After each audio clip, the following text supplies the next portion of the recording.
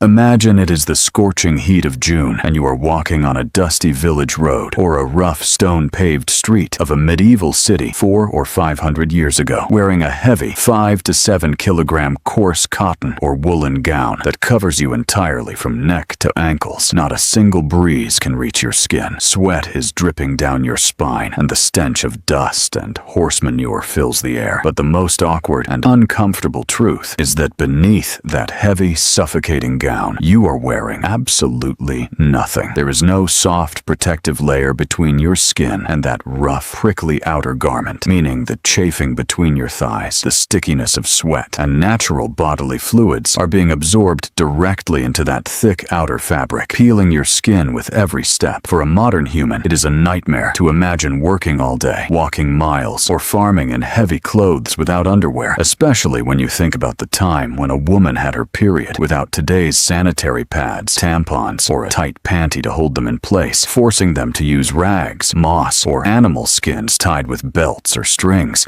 leaving everything underneath hanging, unprotected and extremely uncomfortable. You are standing in an era where clothes existed, but comfort did not. You were merely hiding your body from the world's gaze and the weather, and this brutal, raw reality gave birth to one of human history's greatest yet least discussed miracles: undergarments. Now, here comes the mind-bending paradox. If humans wore clothes to protect their fragile bodies from the freezing cold, scorching sun, insects, and thorns, and women already had long robes, gowns, and skirts covering them from head to toe, why was another layer of fabric created that clung tightly to the hidden skin? When you are already fully covered in the eyes of society, wearing a panty and bra underneath seems completely absurd on paper, like installing a massive iron gate at your main entrance and hanging a tiny cloth curtain right behind it. Outer clothes were for modesty and weather protection, so inner clothes certainly weren't for fashion, which didn't exist for commoners, nor were they to seduce someone in an era where basic survival was the ultimate challenge. The truth is that panties and bras were not invented for modesty, but were born out of cruel biological realities, the merciless laws of gravity, and the compulsion to fight the horrific filth of that era, making this a story of human survival and engineering. To fully understand this mystery, we must travel back millions of years to the early stages of evolution, when our ancestors came down from trees and learned to walk on two legs in the African savanna. Biologically, walking on two legs, bipedalism, changed our entire body structure, and the biggest biological toll of standing upright fell on the female body, because women's breasts are made of fat and glands with no bones or muscles to support them, relying entirely on Cooper's ligaments and skin. When early human women traveled long distances to hunt, run, or gather, the bouncing caused by gravity was extremely painful, posing a massive hurdle to survival, since failing to run fast due to physical pain meant death. This is when history's first support system came into existence, with ancient Greek women tying a band of wool or linen across their chests called an apodesum, and Roman women wearing a strophium, not beautiful bras, but medical bandages designed solely to enable women to participate in sports and survival without pain, marking humanity's first technological victory against gravity. The story of the lower body is equally rough. Millions of years ago, natural secretions and menstrual blood fell directly on the ground, but as humans migrated to colder regions and started covering themselves with thick skins, severe fungal and bacterial infections began to develop around the genitals due to trapped moisture and heat. Humans needed a barrier to protect delicate organs from rough outer clothes and to stop bodily filth from reaching them, giving birth to the loincloth, a piece of leather or bark tied around the waist, acting as a survival tool against infection. As civilization progressed to the medieval period, making clothes became a monumental task involving shearing, spinning, and hand-stitching, making an outer gown so expensive that a common person only owned one or two for a lifetime. If worn directly on bare skin, body sweat, oils, and menstrual blood would soak into the expensive cloth, requiring it to be brutally beaten on stones and boiled in caustic ash, which would destroy the fabric in months. To prevent this, humans created the sacrificial layer, wearing a loose, thin white linen cloth underneath called a chemise or smock, which acted like a sponge to absorb all body filth, so the expensive outer gown remained clean, and only the durable linen innerwear had to be washed. Thus, undergarments were born purely as an economic and hygienic hack to extend the life of outer clothes. But as we move towards the 15th and 16th centuries, the story takes a terrifying turn when society and patriarchy decided a woman's natural body shape wasn't enough. This gave birth to the corset, a torture chamber made of whalebone and iron wires, brutally tightened to compress the stomach and push the chest up, molding the body into an unnatural cast that bent ribs, shrank lungs, and pushed internal organs downwards, explaining why Victorian women constantly fainted from oxygen deprivation. Furthermore, until the late 19th century, women's panties or drawers were completely open at the bottom crotch area because the heavy, multi-layered hoop skirts they wore made it physically impossible